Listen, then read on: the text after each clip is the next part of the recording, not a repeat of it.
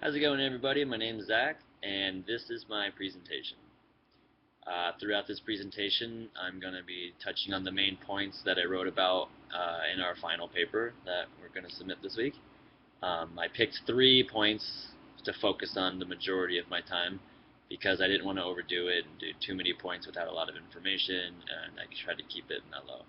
These 3 points were the ones I felt most educational, influential, had the biggest impact on me. They just stood out the most to me when I was doing the readings and the studying and things like that. So I wanted to share them with you guys for my final presentation.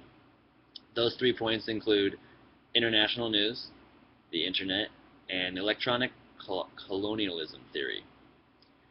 Starting with international news, I found this one really interesting because it's international news. It affects the whole world, every country, every citizen of any state, whatever. You're involved because it's international. I know there's a lot of areas in the world that don't have access to news, and it's a shame that they don't get that access because living here in the U.S., we get so much access and so much information coming in at all times. It's really a luxury that a lot of people overlook. So when looking at international news, we have to look at it um, in a analytical way. We can't just take news and accept it and just think, okay, oh, that's the news, I take it. We need to remember that there are a lot of sources out there that aren't credible. So going through the news, you need to remember to check your credits, make sure they're reliable sources, and things like that. Our book talked about that, and they said, there's a lot of sources out there that have had issues with credibility, and the one thing that'll ruin a news agency is finding out that they're not reliable. As soon as you publish a false document or any type of news that isn't true, the public has a way of finding out, and they will, ruin your agency because no one's going to follow you. Another thing to look at when looking at international news is the restricted access. A lot of news agencies around the world don't publish everything they know. We know that looking at third world countries, they have very tight regulations on their news. And we did a report earlier this year where we talked about a foreign country's news affairs. And I actually looked at North Korea, who are very strict. They don't allow any outside reporters.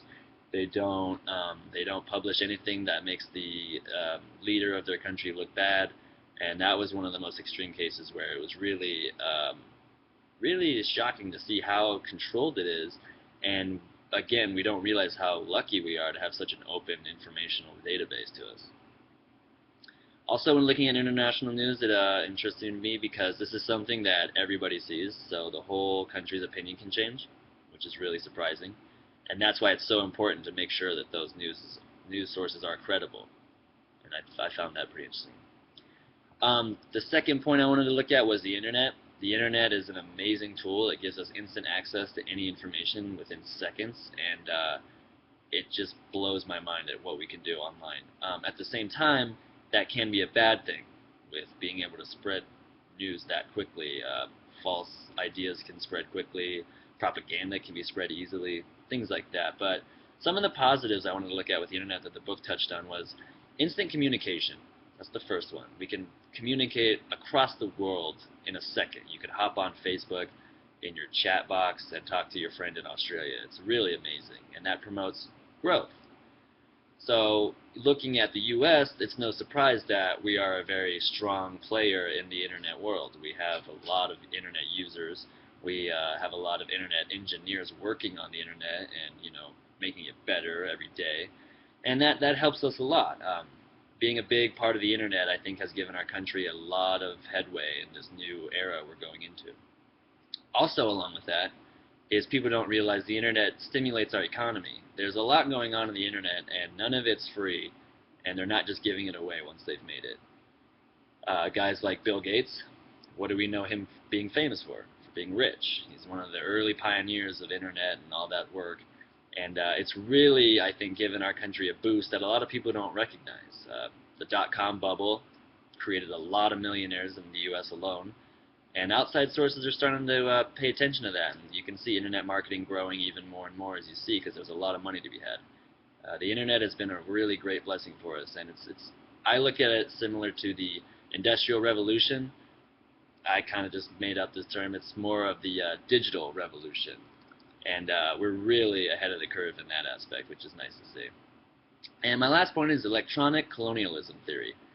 Basically, what this says is what you see on TV and what you hear and read about shapes your opinion, which makes sense. You know, you're a product of your environment. We've all heard that saying, and that's a good thing. It can be if you have a strong environment, positive energy, and things like that. But also, it can be a bad thing. If what you see affects you, then what about these other countries, like I mentioned, North Korea, tighter regulations who don't give their citizens the whole story. Um, this isn't something that is a good thing, obviously. And for us, it's great. We have access to all the information. We can create our own ideas and things like that. But it is a scary thought to think that if a bad idea were to spread, it could spread quickly and swiftly.